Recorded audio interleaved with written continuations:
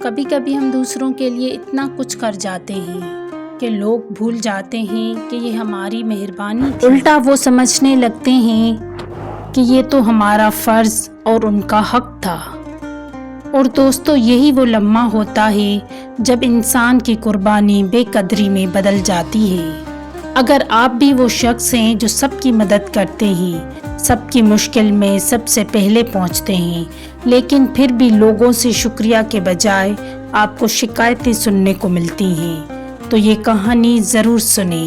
یہ کہانی آپ کو وہ راز بتائے گی جو آپ کی مہربانی کو بھی بچائے گا اور آپ کی عزت کو بھی۔ مشکل وقت میں کسی کی مدد کرنے کو کون اچھا نہیں سمجھتا؟ مہربانی کرنا ایک اچھی اور مثبت سوچ ہے، لیکن مہربانی کرتے وقت آپ کو اتنی احتیاط ضرور برتنی چاہیے، ایسا طریقہ کار اختیار کرنا چاہیے کہ لوگ آپ کی مہربانی کو آپ کی کمزوری یا ذمہ داری نہ سمجھنے لگے۔ پرانے وقتوں کی بات ہے کہ کسی پہاڑی گاؤں میں سلیم نام کا ایک کسان رہتا تھا۔ سلیم کے بارے میں یہ کہا جاتا تھا کہ اس کے دل میں رحمت کا دریا بہتا ہے۔ دن ہو یا رات ہو، سردی ہو یا گرمی، جب بھی کوئی مدد مانگتا تو وہ سب کچھ چھوڑ چھاڑ کر بھاگ پڑتا، بغیر کسی نفع کے، بغیر کسی لالچ کے۔ وہ خلوص دل کے ساتھ ہر کسی کے لیے مدد کرتا۔ گاؤں والے سلیم کو گاؤں کا فرشتہ کہتے تھے، نیکی کا فرشتہ کہتے تھے۔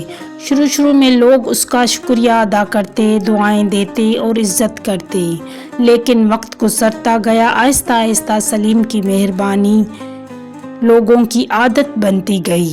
آہستہ آہستہ لوگوں نے یہ سمجھ لیا کہ سلیم کی مہربانی ان کا حق ہے۔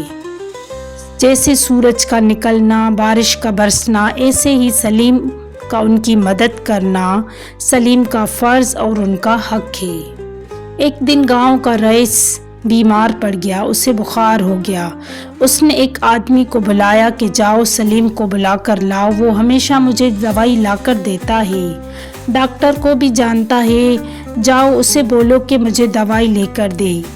آدمی سلیم کے دروازے پر آیا، اسے دستک دی۔ سلیم بڑی مشکل سے دروازے تک آیا، اسے خود بھی تیز بخار تھا، پورا جسم درد کر رہا تھا۔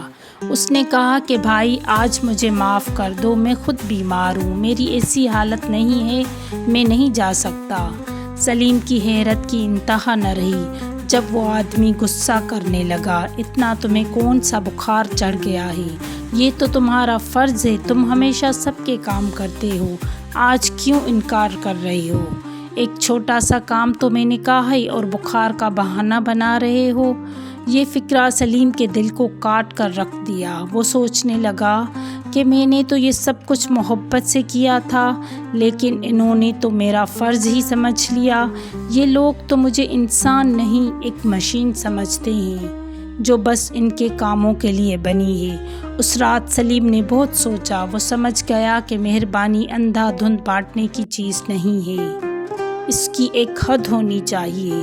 اگر آپ ہر وقت سب کے لیے سب کچھ کرتے رہیں گے تو آپ کی مہربانی اپنی اصل قیمت کھو دے گی۔ لوگ آپ کی محبت اور خدمت کو عادت بنا لیں گے اور آپ کو ہمیشہ استعمال کرتے رہیں گے۔